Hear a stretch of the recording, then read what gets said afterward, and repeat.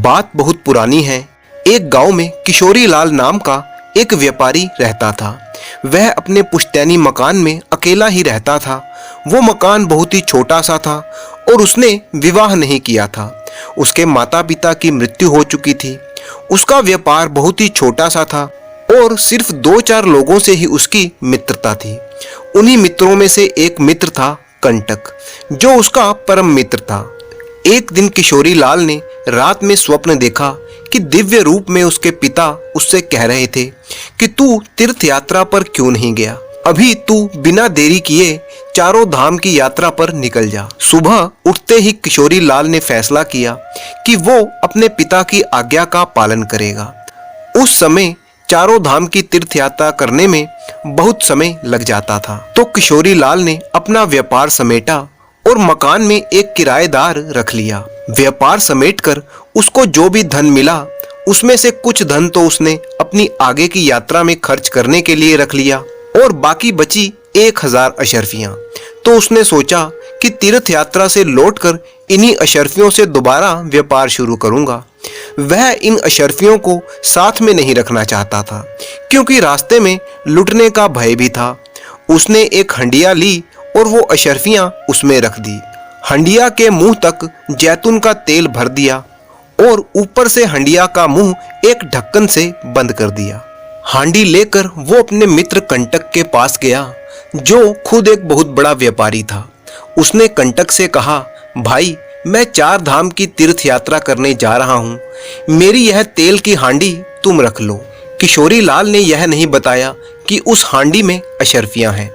कंटक ने उसे अपने गोदाम की चाबी दी और कहा, जहां तुम चाहो अपनी तेल की हांडी रख दो, जब तुम लौटोगे वहीं से अपनी हांडी उठा लेना। कंटक ने हांडी की ओर देखा तक नहीं। किशोरी लाल ने हांडी गोदाम में रख दी और अपनी तीर्थ यात्रा पर निकल पड़ा। तीर्थ यात्रा के दौरान उसने कई नए नए नगर देखे, उनमें अनेक मंदिरों के दर्शन किए, तीर्थ स्थानों के आसपास के बड़े बड़े बाजारों में घूमा। इस यात्रा में उसका काफी धन खर्च भी हो गया और बहुत सी जगहों पर उसने मंदिरों में और गरीबों को दान भी दिया। एक धाम से दूसरे धाम, दूसरे से तीसरे और फिर तीसरे से चौथे धाम, इस तरह चारों धाम की यात्रा पूरी करते करते उसे कई महीने लग गए। इधर उसके मित्र कंटक की पत्नी ने एक दिन पति से कहा, बहुत दिनों से घर की किसी भी चीज में जैतून का तेल नहीं डाला, तुम कल बाजार से खरीद कर ले आना। कंटक को किशोरी लाल की हांडी याद आ गई। उसने कहा, किशोरी लाल ने तीर्थ यात्रा पर जाने से पहले गोदाम में जैतून के तेल की एक हांडी रखी थी, उसी में से थोड़ा तेल ले लो। वैसे तो तेल बहुत पुराना हो गया है और खराब भी हो चुका होगा, परंतु एक बार देख लो, शायद अच्छा हो।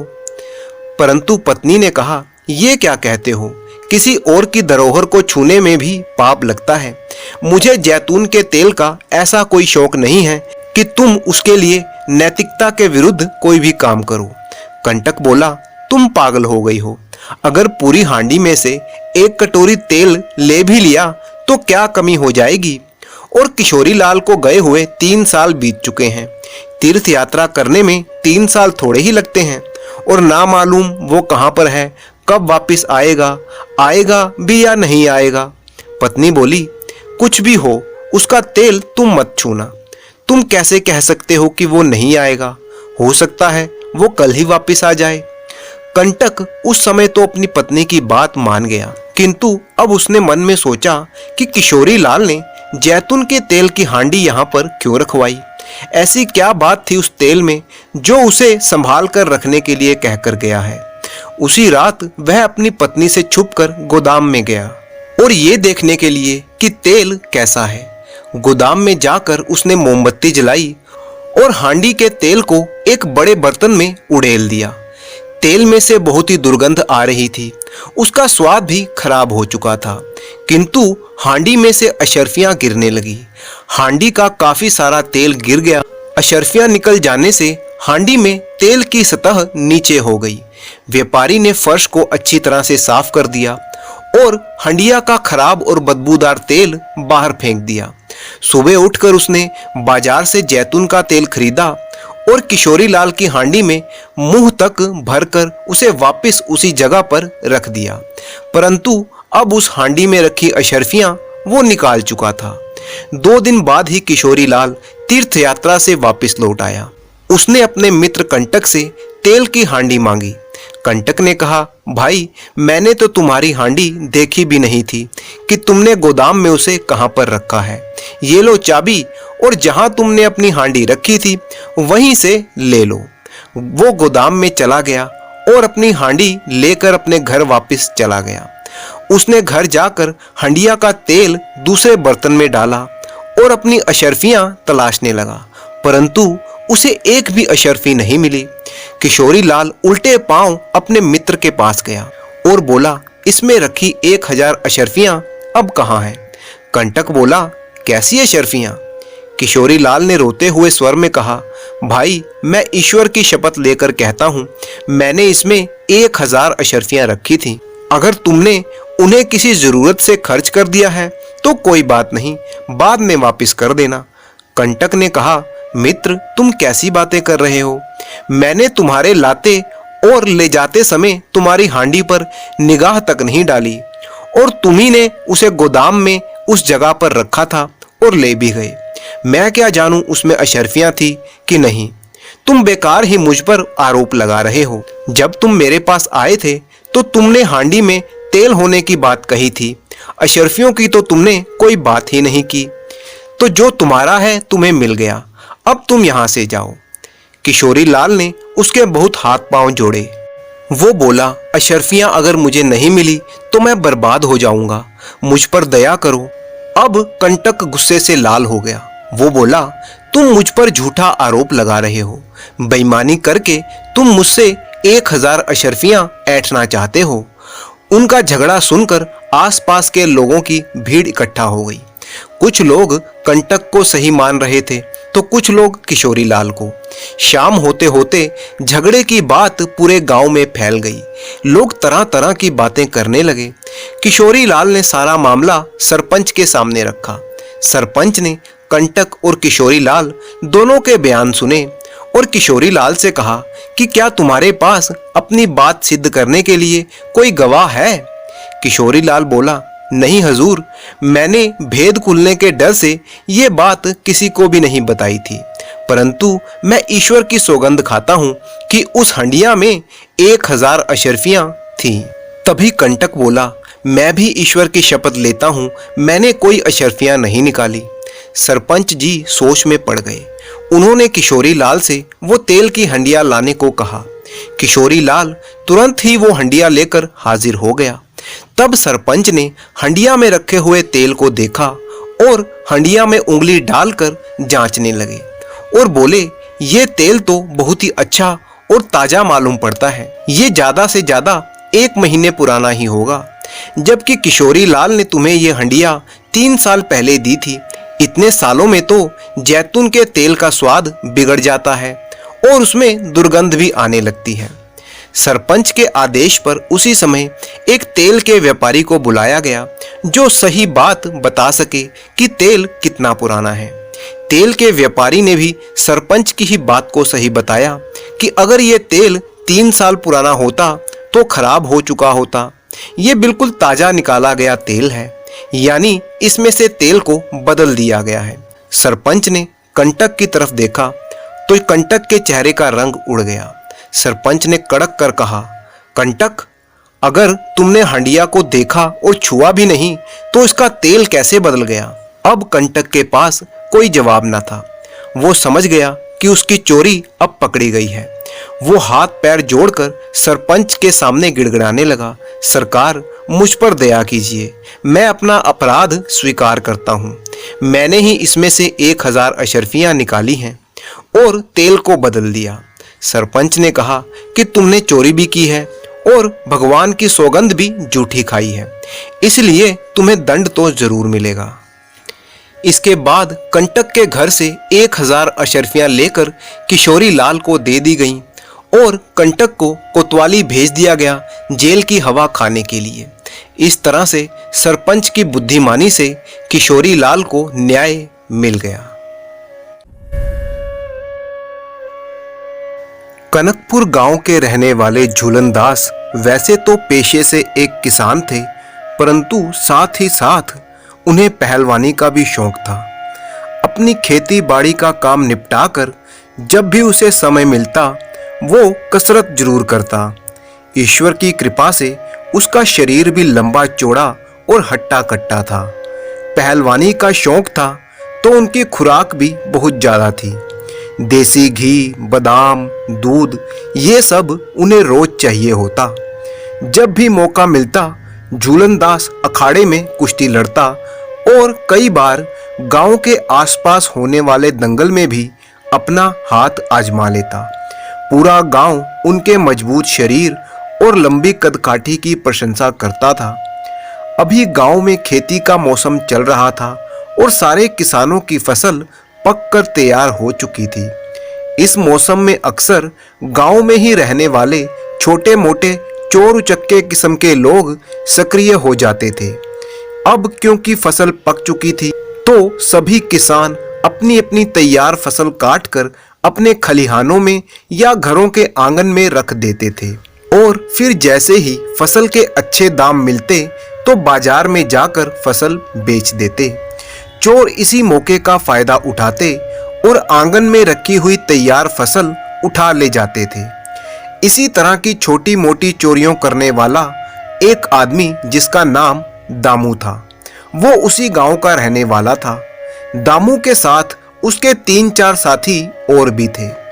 इस बार झूलन दास ने मक्की की फसल लगाई थी और संयोग से फसल की पैदावार बहुत ही अच्छी रही। ना कोई कीड़ा लगा ना कोई बीमारी। अपनी मक्की की फसल को लहलहाते देखकर झूलन दास बहुत ही खुश था। अब फसल काटने का भी समय हो चुका था तो अगले दिन सुबह ही झूलन दास ने अपनी मक्की की फसल कटवाकर अपने घर के आंगन में रखवा दी। झूलन दास ने अपनी पत्नी से कहा कि इस बार मक्की की फसल में से मक्की के दाने अलग निकाल कर बेचेंगे। थोड़ी मेहनत लगेगी पर दाम ज्यादा मिलेंगे। तुम ऐसा करना, समय निकाल कर सारे दाने अलग अलग करवा के बोरों में भरवा देना और जो बिना दानों के खाली डंठल होंगे उन्हें तुम बाहर बरामदे में रखवा देना। मैं कुछ मजदूर भिजवा दूंगा। झूलन दास की पत्नी ने ऐसा ही किया। मक्की के दाने अलग करवा कर बोरे में भर के अंदर रखवा दिए और खाली सूखे मक्की के डंठल वहीं बरामदे में पड़े रहे। रात होने पर झूलन दास घर वापस लौटे तो सारा काम पूरा हुआ देखकर वो बहुत ही खुश हुए। जब वो घर के आंगन में पहुंचे तो उन्हें किसी की आहट सुनाई दी। उन्होंने तिरछी नजरों से देखा और भांप लिया कि कुछ चोर घर के आंगन में घुस आए हैं। झूलन दास ने सोचा अवश्य ही ये दामू होगा जो किसानों की फसल चुराने का काम करता है। फिर भी झूलन दास इस बात से अनजान होने का नाटक करते हुए सीधे घर के अंदर दाखिल हो गए।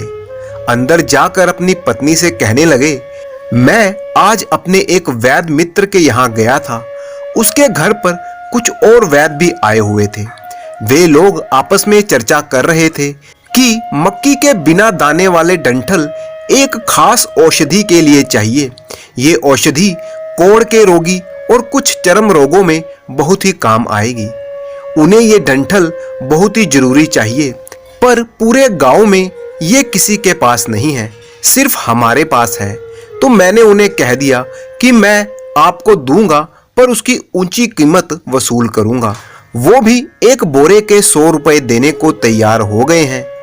जितने हमारे पास हैं वो सब के सब खरीद लेंगे। बाकी जितने उन्हें और चाहिए होंगे वो गांव की अनाज मंडी में जाकर खरीद लेंगे। पत्नी ने कहा, वाह जी, क्या खूब सौदा किया है आपने। यूं समझो कि आम के आम और गुठलियों के भी दाम मिल गए। आप तो पहलवान से ज्यादा मंझे हुए व्यापारी निकले, या यूं कहूं कि आप तो बुद्धि के व्यापारी निकले। हाँ, सो तो है। चलो जल्दी से सो जाते हैं। सुबह जल्दी उठकर ये मक्की के डंठल बोरे में भरने हैं। इधर दामू चोर और उसके साथी ये सब बातें सुन रहे थे। तब एक चोर बोला, अरे दामू, हम तो मक्की के दाने चुराने आए थे, पर छोड़ो मक्की के दानों को। मैं तो कहता हूँ ये डंठल ही बोरे में भर कर ले चलते हैं, सुबह जाकर अनाज मंडी में रख देंगे, वो वैद जरूर वहां पर आएगा तो मुंह मांगी कीमतों पर उसे बेच देंगे। दामू ने कहा, भाई तुमने तो मेरे मुंह की बात छीन ली, चलो जल्दी करो और बिना कोई आहट किए सारे मक्की के डंठल बोरों में भर लो। बस फिर क्या था, चोरों ने सारे मक्की के डंठल बोरे में भरे और वहां से चंपत हो गए। सुबह झूलनदास उठा और जब बरामदे में पहुंचा तो देखा सारे डंठल गायब थे। पत्नी भी बाहर आई तो बोली, अरे ये मक्की के खाली डंठल कहां पर चले गए। तब झूलनदास ने कहा, चलो जहां पर भी गए हों हमारे किसी काम के नहीं थे। पत्नी ने कहा, लेकिन आप तो कह रहे थे कि वैद्य जी उन्हें खरीदने आएंगे। तब झूलनदास ने पत्नी को सारी बात बता दी कि उन्हें चोरों की आहट हो गई थी, इसीलिए उन्होंने जानबूझकर वो नाटक किया था। उनकी बात सुनकर उनकी पत्नी बहुत ही हंसी। इधर वो चोर सुबह सुबह बोरे भरकर अनाज मंडी में पहुंच गए और किसी वैद्य के आने का इंतजार करने लगे। सुबह से लेकर दोपहर हो गई, कोई नहीं आया। बेचारे वहां बैठे बैठे थक गए। शाम के समय उनके पास कोई आदमी आया और डंठलों का भाव पूछने लगा, तो चोरों को लगा कि शायद वही वैद्य जी आ गए हैं। चोरों ने कहा, 100 रुपए का एक बोरा है। तभी वो ग्राहक बोला कि भाई वो तो रात का भाव था, अब का थोड़े ही है। असल में वो आदमी झूलन पहलवान ही था। चोर भी समझ गए कि रात के भाव की बात करने वाला आदमी हो ना हो उसी घर का मालिक है जहां से उन्होंने चोरी की है। आनंद फानन में चोर भागने लगे, परंतु एक चोर झूलनदास की पकड़ में आ ही गया और झूलनदास ने उसे ऐसी पटखनी दी कि वो वहीं पर चित्त हो गया और हाथ जोड़कर बोला कि आगे से कभी चोरी नहीं करूंगा। उस चोर को अच्छा सबक सिखाकर झूलनदास ने उसे जाने दिया और फिर अपने बोरे इकट्ठे किए और वापस घर पर लौट आया। घर पहुंचकर झूलनदास ने अपनी पत्नी को पूरा किस्सा सुनाया तो वो हंस हंस कर लोटपोट हो गई और झूलनदास की बुद्धि की प्रशंसा करने लगी।